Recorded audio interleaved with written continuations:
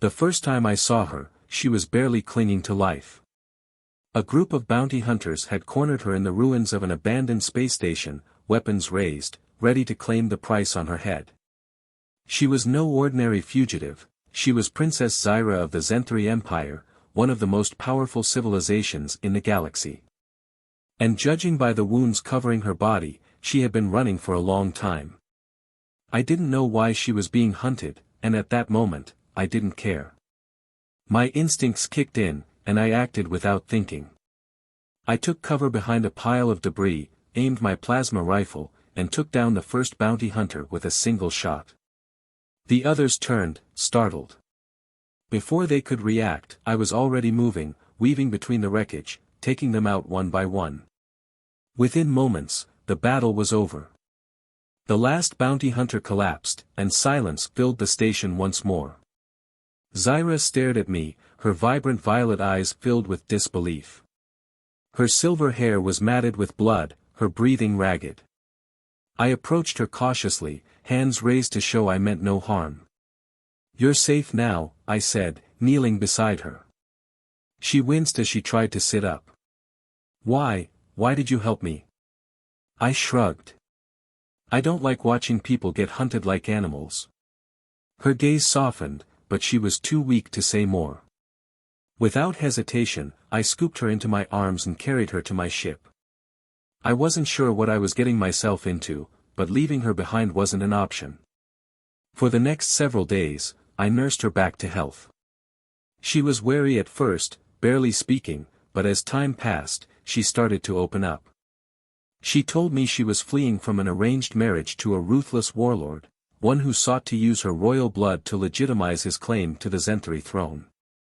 She would rather die than become his pawn. "You saved my life," she whispered one night, her voice filled with gratitude. "I owe you everything." I dismissed her words. "You don't owe me anything. Just get better." But Xyra saw things differently. A few days later, we received a transmission from her people. They had been searching for her relentlessly, and now they knew where she was. She had no choice but to return. She asked me to come with her, and though every rational part of me screamed that it was a terrible idea, I agreed. The moment we landed on her homeworld, I realized my mistake. Hundreds of Zenthari nobles stood in formation, awaiting her return. Banners of her house billowed in the wind. But instead of simply thanking me and sending me on my way, Xyra stepped forward and made an announcement that sent shockwaves through the crowd. "I have chosen my own husband," she declared, her voice unwavering. "The man who saved me." Silence fell over the gathering.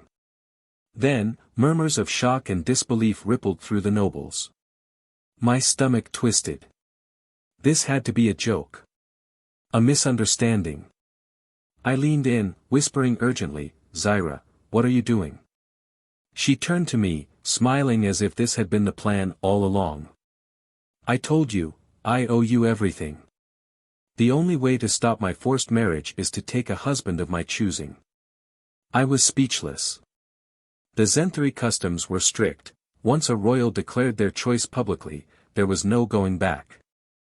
Xyra had backed me into a corner, and judging by the approving nods of her people, there was only one way this would end. Before I could protest, an elder Zenthari official stepped forward. "It is decided," he announced. "The princess has spoken. The wedding will take place at once." I glanced at Xyra, hoping she would realize the insanity of this, but she only smiled softly. "It's not so bad, is it?" I sighed, rubbing a hand over my face. I had saved her life, yes, but I never expected this. And yet, as I looked into her determined eyes, I realized something.